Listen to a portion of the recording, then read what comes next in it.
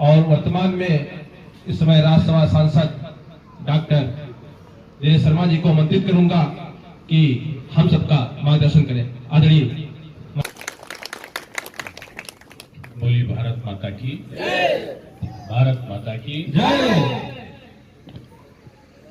आज के कार्यक्रम में जो कार्यक्रम का नाम ही है विकसित भारत जी राम जी बिल, इस कार्यक्रम की इस एक ग्रामीण क्षेत्र के सबसे अंतिम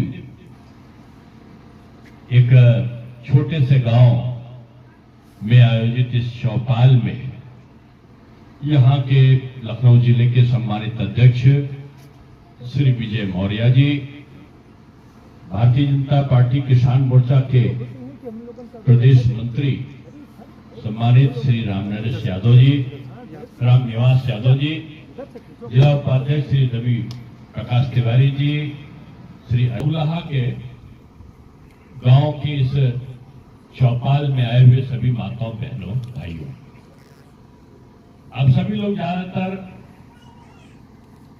ज्यादातर क्या सभी लोग किसान परिवार से हो और भारत जिस तेजी के साथ में बढ़ा है, भारत की व्यवस्थाएं और खासतौर से उत्तर प्रदेश की व्यवस्थाएं जिस तेजी के साथ में बदली है, उसका मूल्य क्या है?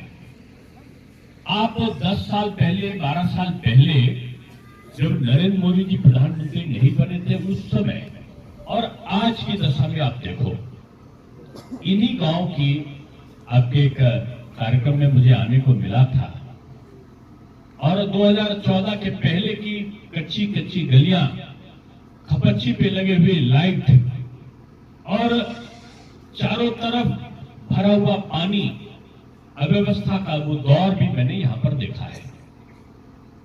और आज शहरों की तरीके से अच्छी सी सड़क और खंभे की बिजली और बिजली भी 18 घंटे से 22 घंटे के बीच में या कभी कभी 20 से लेकर 24 घंटे तक का आने की 24 घंटे आती थी, रामनिवास जी बता रहे हैं। तो ये चमत्कार से कम नहीं है। और इसका कारण क्या है? प्रधानमंत्री जी का मानना है कि जो पहले की सरकारें थी, कांग्रेस की, सपा की, बसपा की, माकपा की, भाकपा की, ये जितनी सरकारें थी केवल किसानों के लिए नारा लगाती थी। इंदिरा जी कहती थी गरीबी हटाओ, पता चलता था गरीब और हटता जाता था और अमीर और बढ़ते जाते थे। मोदी जी जब आए तो उन्होंने कहा कि गरीब जो है वो नीचे से ऊपर उठे और ऊपर वाला जो है उसका हाथ पकड़ के उसको बराबर लाने की कोशिश करे। इनकी फोटो आप देख रहे हो, दीनदयाल उपाध्याय जी जनसंघ के संस्थापक थे। तो ये कहते थे कुएं में कोई व्यक्ति पड़ा है तो जो कुएं के अंदर का व्यक्ति है वो थोड़ा सा ऊपर उठे, हाथ को उठाए, और ऊपर का व्यक्ति थोड़ा नीचे झुके, दोनों के हाथ मिले और जो नीचे का व्यक्ति उठकर आकर बराबर से खड़ा हो जाए। ये जो काम है मोदी जी ने यही किया। उन्होंने कहा सबका साथ, सबका विकास, सबके लिए प्रयास और सबका विश्वास। और इसको करने के लिए उन्होंने छोटी छोटी चीजों को शुरू किया। आपने शुरुआत में देखा उन्होंने कहा जनधन खाता खोल दो। क्यों जनधन खाता खोल दो? हम लोग भी जो पार्टी के तरह पुराने थे, हम लोग भी समझते थे जनधन खाता क्यों खुलवा रहे हैं। पता चला कि जनधन खाता खुलवाने के बाद जो हम अपनी बचत करते थे वो बचत पैसा उसमें जमा होने लगा है और उस बचत का पैसा गवर्नमेंट के कार्यों में भी खर्चा हो रहा था और आपके कार्यों में भी। और सबसे बड़ा जो आश्चर्य हुआ था कि बैंक को आधार कार्ड से लिंक कर दिया है। अब क्या है? अब राजीव गांधी का कांग्रेस का समय नहीं है। वो कहते थे कि हम 100 रुपए भेजते हैं, 15 रुपए पहुंचता, 85 रुपए का गबन हो जाता है, नीचे के लोग खा जाते हैं। अब मोदी जी कहते हैं कि जो हम 100 रुपए भेजते हैं तो 100 का 100 रुपए किसान के खाते में, जो उसने जनधन खाता खोला था, उसके खाते में सीधे के सीधे पहुंच जाते हैं।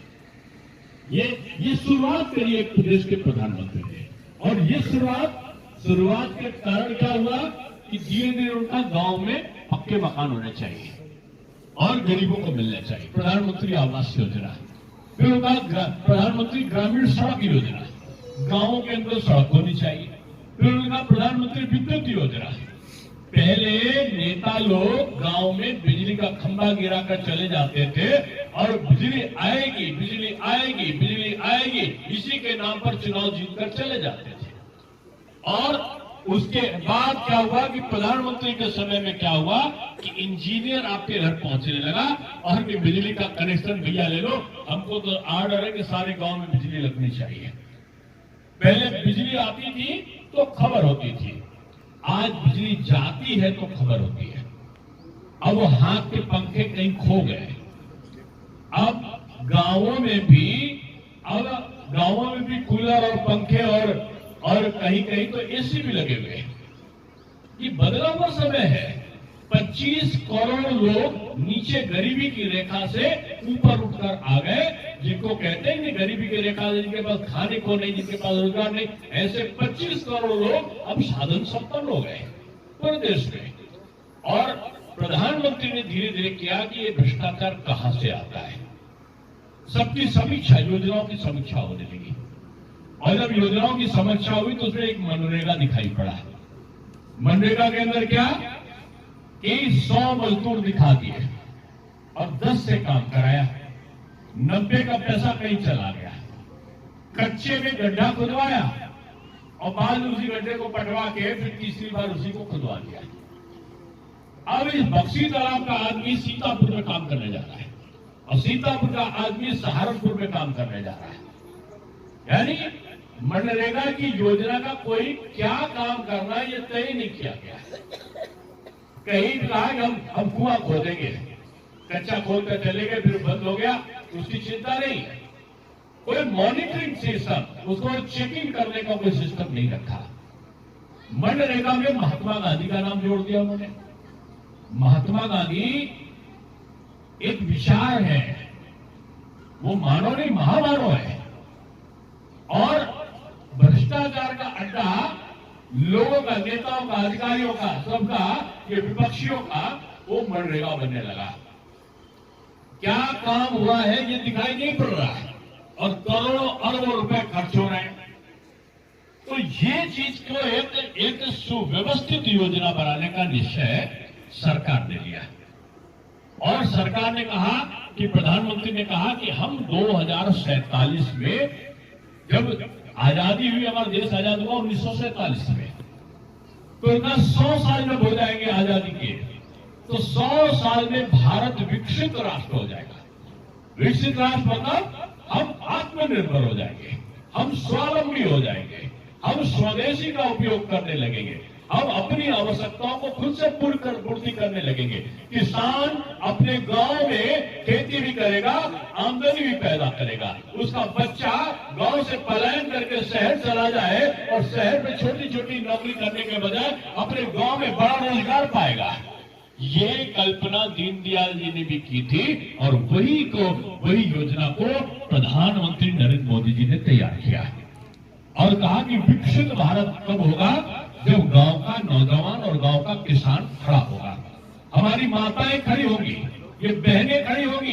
लड़की भार नहीं है, ये जो कन्या है ये लाडली लक्ष्मी है और इस कन्या को पैदा होने के पहले, पैदा होते समय और पैदा होने के बाद, यानी गर्भ धारण करने के समय भी माता को पैसा मिलता है, पैदा होने के बाद भी लड़की के भी पैसा एक मुफ्त दिया जाता है। बच्ची की मुफ्त शिक्षा 12वीं तक हो जाए, ये सरकार के विद्यालयों में इसकी व्यवस्था की जाती है।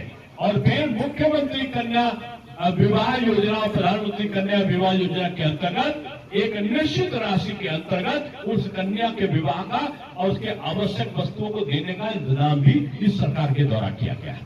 मैं कहानी नहीं बता रहा, मैं आपको बता रहा हूं विकास कैसे कैसे कैसे उठता है।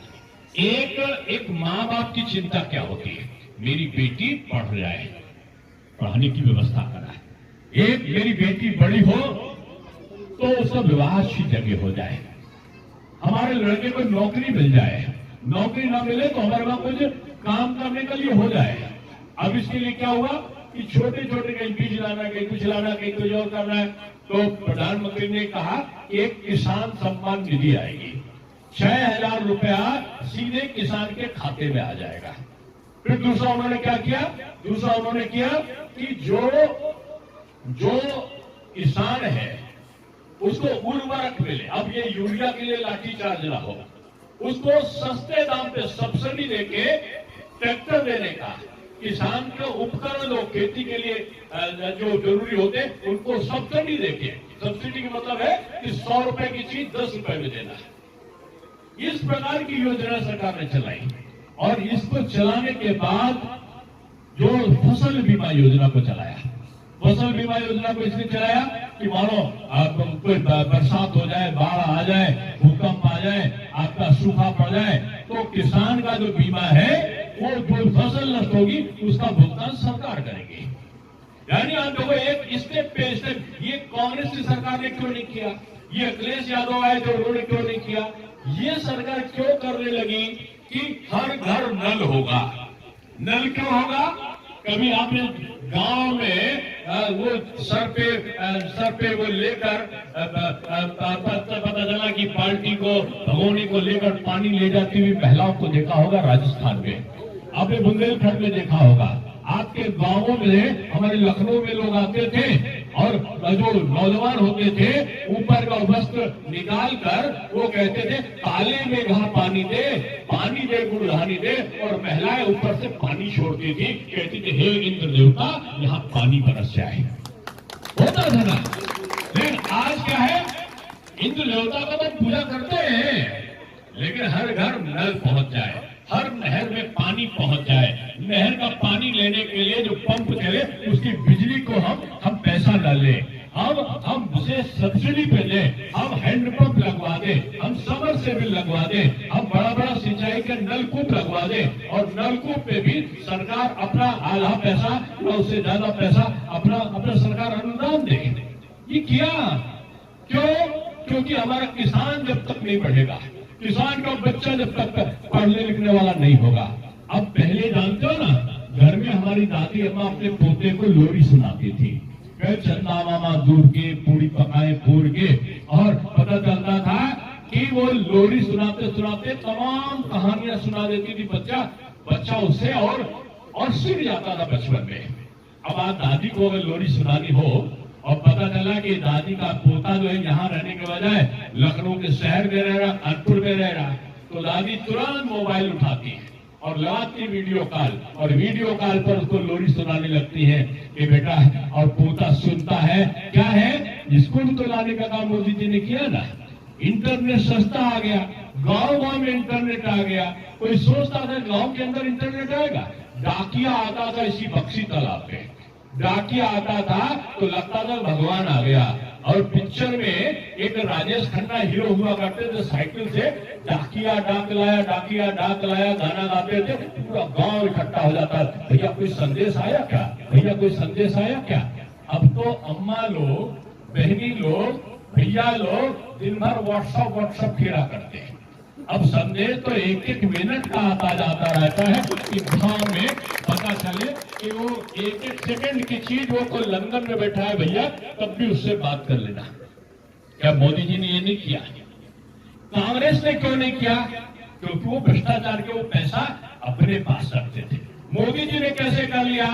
मोदी जी के आगे किसी के लिए उन्होंने, पूरा परिवार के लिए कभी 1 रुपए का काम उन्होंने नहीं किया, बल्कि जनता के लिए 24 घंटे काम किया।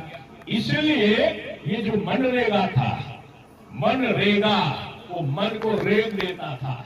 महात्मा गांधी जी का नाम लगाया, मैंने कहा महात्मा गांधी नाम नहीं विचार है। उनका विचार क्या था?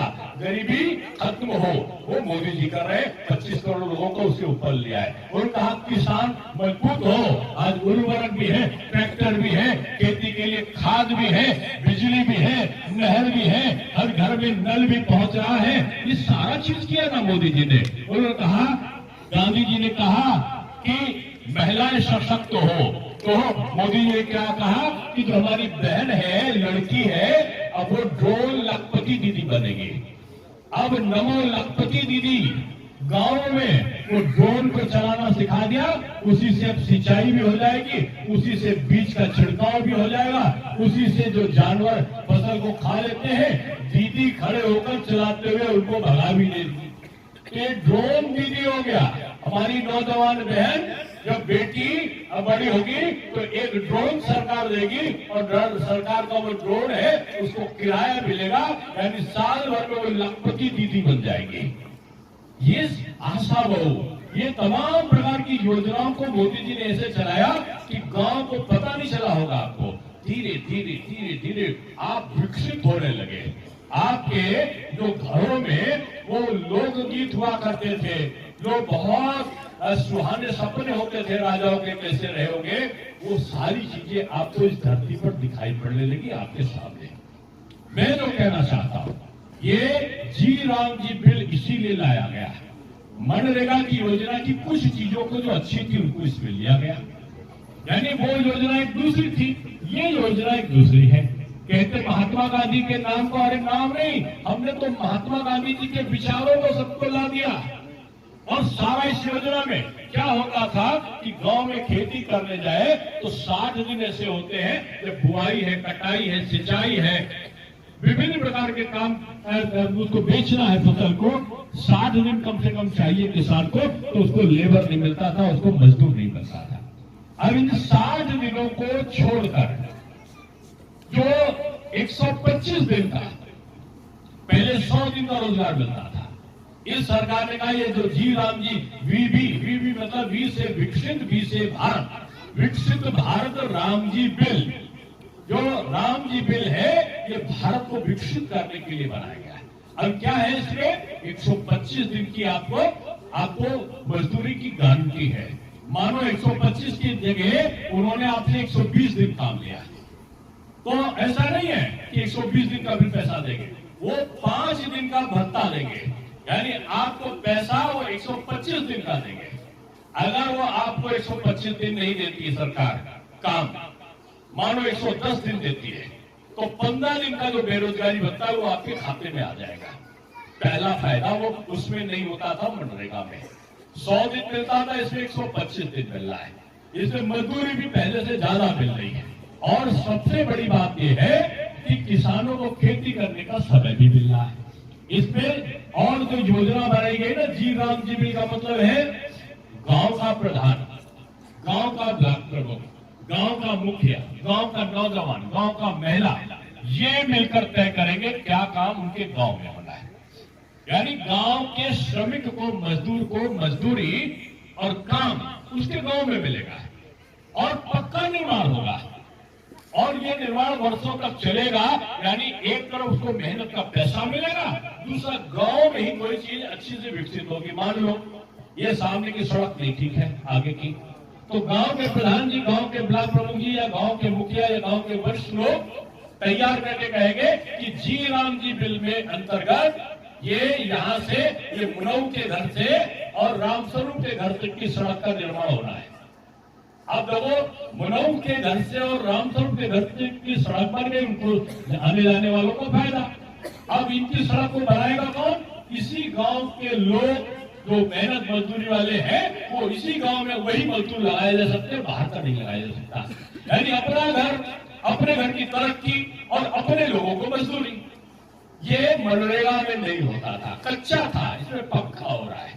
अब मानो पानी की टंकी नहीं है, गांव के लोगों का पानी की टंकी होनी चाहिए, यही के लोग मजदूरी करेंगे और यही के लोग बनाएंगे और गांव के पक्की टंकी बनेगी। किससे? जी राम जी से। और पता चला स्कूल के फर्श बहुत खराब हो गई है, स्कूल में सीलन आ रही है, स्कूल में स्मार्ट क्लास नहीं है। पता चला यही के लोग मिलकर तय करेंगे प्लानिंग और स्कूल में वो सारी चीजें उपलब्ध हो जाएंगी। हमारी पार्क होना चाहिए, एक अच्छी सी बच्चों को खेलने का स्टेडियम होना चाहिए गांव का, वॉलीबॉल भी हो, फलानी चीज भी हो। अब ये सारा कौन करेगा?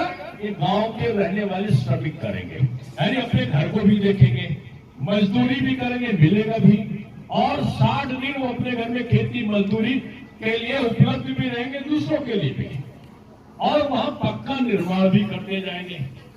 ये अच्छी योजना थी कि वो थी कच्चा गड्ढा खोदा, फिर चले गए गड्ढा में खुद बता दिया 100 मजदूर लगे हैं, गांव का किसान तो देखेगा नहीं कि इंजीनियर साहब ने क्या लिख दिया। इंजीनियर साहब ने कितना बड़ा गड्ढा खुदवाया, पता चला वो गड्ढा फिर से पट गया 6 महीने के बाद, फिर से वहीं पे आगे खुदवाना शुरू कर दिया, क्योंकि कच्चा निर्माण था। भ्रष्टाचार का जो जड़ था इस बिल में उसको समाप्त कर दिया गया। गांव में जो विकास करने का था वो इसमें जोड़ दिया गया। गांव का व्यक्ति और नौजवान इसमें लगे, उसको इसमें शामिल कर दिया गया। ये नहीं है कि ये जो कोई बगुलहा, तो बगुलहा के लोग ही बगुलहा की सड़क बनाएंगे, बगुलहा के लोग ही नियोजन बनाएंगे कि कहां पर पंचायत के बैठने के लिए चौतरा बनना है, कहां पंचायत के लिए एक ऐसा घर बनना है, कहां शादी विवाह के लिए कल्याण मंडप बनाया जाना है कि यहाँ लड़कों की शादी ब्याह, बच्चों की शादी ब्याह हो जाए तो ऐसा कल्याण मंडप कहां बनना है, ये बगुलहा के ही लोग तय करेंगे और बगुलहा के ही लोग बनाएंगे। पैसा सरकार देगी, पक्का निर्माण होगा, उसका उपयोग भी बगुलहा के लोग करेंगे। यानी अपने जिले में, अपने शहर में, अपने गांव में बैठकर वो इसको इस प्रकार से काम करेंगे और उससे उनके घर की भी रक्षा है, परिवार के साथ रहना भी है, आमदनी भी बढ़ रही है और गांव का विकास भी एक निश्चित रूप में पक्की व्यवस्था से हो रहा है। ये मोदी जी का सपना है, ये विकसित भारत की परिकल्पना है। और इस परिकल्पना के लिए जब आगे चलते हैं तो ये सपा, ये बसपा, ये माकपा, ये भाकपा, ये कांग्रेस, ये आप, ये पाप, ये सारे के सारे आजकल किसके पीछे पड़े हैं? मोदी जी, योगी जी। अरे भाई, ये योगी जी और मोदी जी मानव नहीं महामानव है। ये बार बार नहीं आने वाले। इस गांव के लोगों को एक चीज याद रखना, सर उठा के बहने चल रही है। पहले कोई बंचला कहीं आकर बदतमीजी कर देता था, आज अगर भूल से बदतमीजी करती तो दूसरे दिन नहीं, दूसरे घंटे लंगड़ाता हुआ वो दिखाई पड़ता है। नहीं किसी माई के लाल की हमारी बहन के आगे आंख उठा दे, हमारे गांव के किसी से वसूली मांग ले, माफिया मांग ले, तड़े सारे आम गोलियां चलती थी, माफिया थानों के अंदर घुस जाते थे। आज अगर एक कांस्टेबल भी नहीं, एक होमगार्ड डंडा पटक दे तो बहुत बड़ा से बड़ा माफिया घर के अंदर भाग जाए, घर छोड़ के चला जाए। ये स्थिति पहले नहीं थी। आज क्या कर रहे हैं? आज वो आपस में लड़वा रहे हैं, कह रहे हैं अरे भाई हिंदू और मुसलमान मिलकर रहे, सब चाहते हैं, हिंदू मुसलमान सिख ईसाई सब मिलकर रहे, कोई भेदभाव नहीं हो। यही भारत की परिकल्पना, सबका साथ सबका विकास, सबके विकास, यही है। लेकिन सनातन को गाली दो, आप हिंदुत्व को मलेरिया कहो, डेंगू कहो और इस प्रकार की गाली दो, ये बर्दाश्त नहीं होगा। तो योगी बाबा निकल पड़ते हैं। अगर निकल पड़ते हैं तो कहा कि ये तो बड़ा खराब हो गया, बड़ा खराब हो गया, अब इनमें क्या करो, इनमें कोई फूट करो। आप देख रहे हैं इनमें घटना कैसी घट रही है, मांगने लगे, झूठे दिखा देते हैं। वो नहीं जानते कि वो जाति किसी में अगड़ा, पिछड़ा, अनुसूचित, दलित सब में बांट दो, घटना ना हो तब भी कह डालो। ये काम कर रहे हैं। कभी कहेंगे कि यादव और ब्राह्मण का संघर्ष हो गया, कहीं कथावाचक का ले लिया, उनको पता ही नहीं है कि कृष्ण और सुदामा की दोस्ती रही है यादव और ब्राह्मण की। उनको पता ही नहीं है कि जो महाराजा यदु थे, यदु की जो मां थी वो ब्राह्मण थी, तो यदुवंशी वो कैसे अलग हो सकते हैं? नहीं हो सकते। लेकिन वो कथावाचक को लेकर एक झंझट चलाया गया। उसके बाद क्या हुआ, कहेंगे कि ठाकुर और अनुसूचित में झगड़ा हो जाए। मैं राज्यसभा में बैठा हूं, उनके एक सांसद बेचारे, उनको जानकर अनुसूचित वर्ग के सांसद से बुलवाया गया कि गाली दो राणा सांगा को। अरे राणा सांगा कौन? जो मुगल से लड़ रहा था, ठाकुर थे, लेकिन वो हिंदुस्तान में सब जातियों को बचाने के लिए लड़ रहे थे। वो अगड़े के लिए भी लड़ रहे थे, वो पिछड़े के लिए भी लड़ रहे थे, वो अनुसूचित के लिए भी लड़ रहे थे। 80 गांव हुए थे, तब शायद राणा सांगा के 80 गांव में भी उसको दुख नहीं हुआ होगा, लेकिन उनकी आत्मा को दुख हुआ होगा जब 80 गांव के उस व्यक्ति को गाली देने का काम राज्यसभा में एक सांसद से समाजवादी पार्टी ने कराया। क्यों? क्योंकि अगर उनके साथ में कोई अशिष्टता कर दे तो तुरंत कह दो कि ये अगड़ा, ये पिछड़े का झगड़ा है, अनुसूचित और सवर्ण में झगड़ा करा दो, पिछड़े में और अनुसूचित में झगड़ा करा दो, खंड खंड कर दो। किनको? ये सनातनी एक ना होने पावे, ये कुंभ में 66 लाख 66 करोड़ लोग एक साथ नहा रहे हैं। किसी ने किसी से पूछा कि तुम अगला हो, तुम पिछड़ा हो, तुम अनुसूचित हो? जाटव जी का हाथ पकड़ रहे थे पासवान जी, और पासवान जी का हाथ पकड़ रहे थे कुरिल जी, कुरिल जी का हाथ पकड़ रहे थे श्रीवास्तव साहब, और श्रीवास्तव जी को यादव जी लेकर आगे चल रहे थे, केवट जी नाव लेकर खड़े हुए थे, पंडित जी मंत्र पढ़ रहे थे, सब गले मिल रहे थे, टीका लगा रहे थे, बजरंगबली की जय बोल रहे थे, त्रिवेणी में स्नान कर रहे थे, और पूरा वातावरण एक था कि हम हिंदुस्तानी हैं, हम सनातनी हैं। और ये करके जब सब चल रहे थे तो इनको लगा लड़ाई करा दो। जान नहीं जाना था। एक हिंदू साधु महाराज को प्रणाम मेरा, लेकिन उनको माघ मेला में सवारी लेकर नहीं जाते, लेकिन जान के भेजा गया। आपने देखा होगा उनसे तुरंत फोन आ गया समाजवादी पार्टी के आदरणीय नेता का, ये सब ठीक है, वो कहा सब ठीक हो गया। ये केवल इसलिए बना ना कि आप उन छोटे बच्चों को जो ब्राह्मण बटुक थे उनको लगा दिया, जाओ पुलिस का वो बैच नोच लो, जाओ उनकी कॉलर पकड़ लो।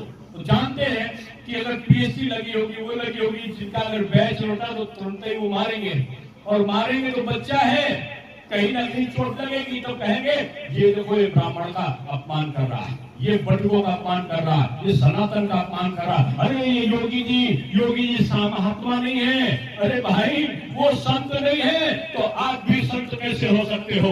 आप सनातन को विभाजित कर रहे हो, आप देश को विभाजित कर रहे हो, आप माघ मेला की परंपराओं को नष्ट कर रहे हो। क्यों करते हो ऐसा? इसीलिए कि 27 में चुनाव आने वाले, और 27 में ये अगड़ा पिछड़ा अनुसूचित सबको लड़ा दो। ये रामलीला से दो, सनातन के मंच पर न बैठने पाए। अरे मौर्य से इनको तो मौर्य से कह दो, ये तो इनके दूरी वाले हैं। ये रावत जी, ये कौशल किशोर आते हैं, इनसे कहो तुम तो सवर्णों के अलग वाले हो। और वीरेश शर्मा से कहो, अरे तुम क्यों रावत जी के बारे में बोल रहे हो कि ये पासियों की यहाँ पर राजवाड़ा था, ये क्यों कहते हो? ये भी कहने वाले हैं मुझे। नहीं, एक हो जाति नहीं, और सनातन एक है। और सनातन का मतलब नहीं दूसरे धर्म का अपमान करो।